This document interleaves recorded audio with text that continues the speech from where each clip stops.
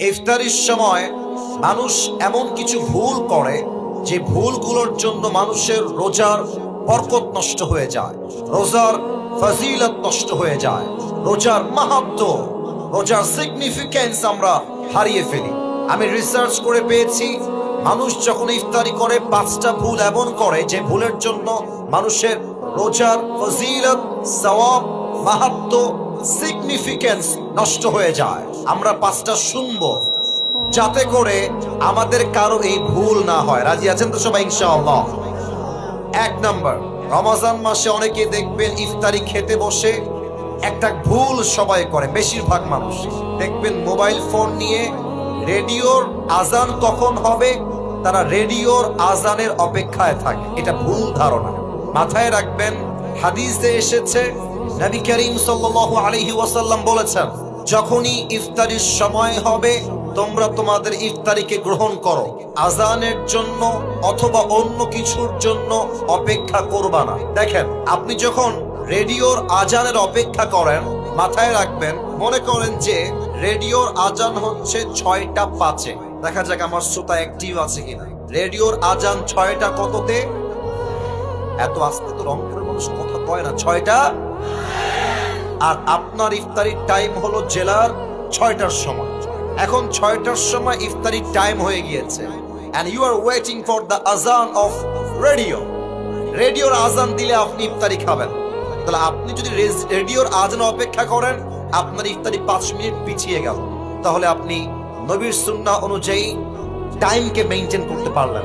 অতএব এখন থেকে নিয়ত করে রাখেন, ইফতারির যখনই টাইম হয়ে যাবে, যেখানে যেই জেলায় যেই টাইম, ওই টাইমে ইফতারি খাবো। আজান দিলেই খেতে হবে এটা কোনো শর্ত নয়। আল্লাহ সবাইকে রাইট টাইমে ইফতারি গ্রহণ করার তৌফিক দান করুক। পড়েন সবাই আমিন। 2 নাম্বার মিস্টেক অনেকে করে, এটা বলতে গেলে আবার অনেক যুবক চিৎকার দিয়ে ঠিক বলে উঠবে, একটু ব্যালেন্স করে ঠিক বলে। কিছু ছেলে পেলে আছে সামনে ইফতারি রাখা, জান তুমি কি দিয়ে ইফতারি করবে আজকে? ইফতারি সামনে রেখেই চ্যাটিং করে।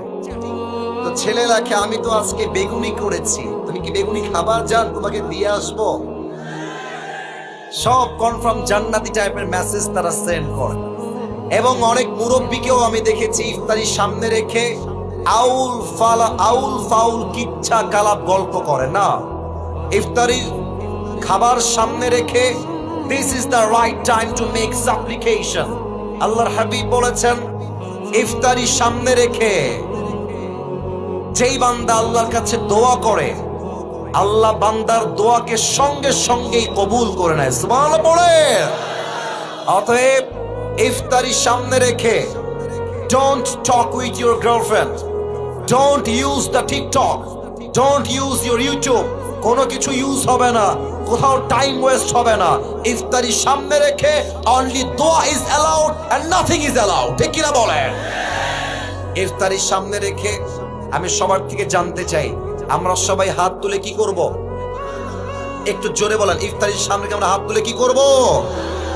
2 নাম্বার শেষ। 3 নাম্বার, অনেকেই ইফতারি খাওয়ার সময় মনে আমাদের জোশ উঠে যায়, খেতে পেট এমন লোড হয়ে যায়, মাগরিব পরে একটা ঘুম দেয়, তারপরের দিন সাহরি খাওয়া মিস হয়ে যায়। আর বিশেষ করে দেখবেন কিছু ছেলে পেলে আছে খাইতে বসলে গরু ফেল করে ফেলে, আর ইফতারি এমন ভাবে খায় জীবনে মনে খাবার চোখেই দেখে নাই। এটা হাদিসে নিষেধ আসছে, এত বেশি খাওয়া যাবে না। একটু ব্যালেন্স করো, একটু ব্যালেন্স করো। পানি খাও, ফলমূল খাও, আর জাস্ট একটা পেঁয়াজি বা আলুর চপ খাও। যত ভাজা পোড়া কম খাবা, তোমার পেট ক্লিন থাকবে। যত কম খাবা, ইবাদতে মনোযোগ থাকবে।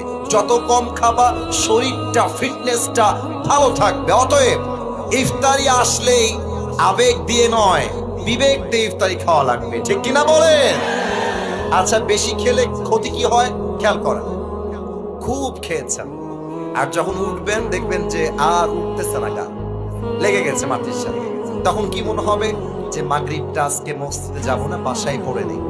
মাগরিব পরে দেখবেন যে এত ক্লান্ত শরীর লাগবে, যে আপনার তারাবি পড়ার মনটা হারায় যাবে।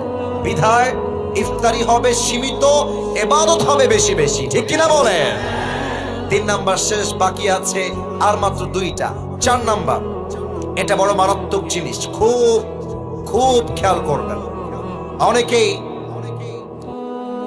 এই যে আওয়াজ হবে না, ভলান্টিয়ার্স তোমরা আওয়াজ করলে আমরা যাব কোথায়? আওয়াজ নাই, সবাই একটা তাকবীর দেন, নারায়ে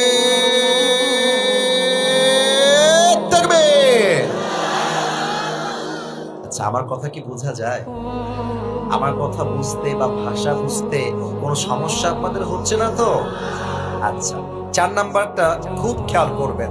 এই মিস্টেকটা আমরা অনেকেই করে থাকি।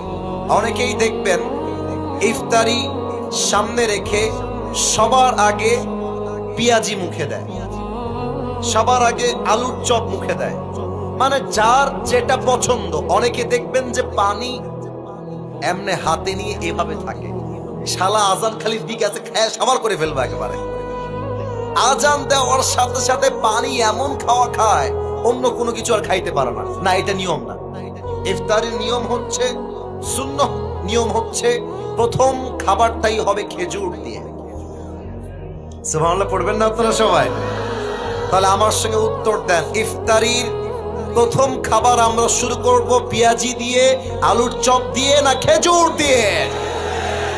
4 নাম্বার, খেজুরটা মিস করবেন না। 5 নাম্বার, অনেকে অপেক্ষা করে রাত কখন হবে, কালো আকাশ কখন হবে। এটা ইহুদদের কাজ ছিল। ইহুদিরা আকাশ কালো না হওয়া পর্যন্ত ইফতারি খেত না, এটা ওদের সিস্টেম। আমাদের সিস্টেম, ইফতারি হয়ে গিয়েছে, কালো আকাশ লাগবে না, মসজিদে আজান লাগবে না, ইফতারির টাইম হয়ে গিয়েছে, আমি সঙ্গে সঙ্গে ইফতারি গ্রহণ করব, ঠিক কিনা বলেন? আল্লাহ সবাইকে এই 5টা বদ আমল থেকে বাঁচার তৌফিক দান করুক। পড়েন সবাই আমিন।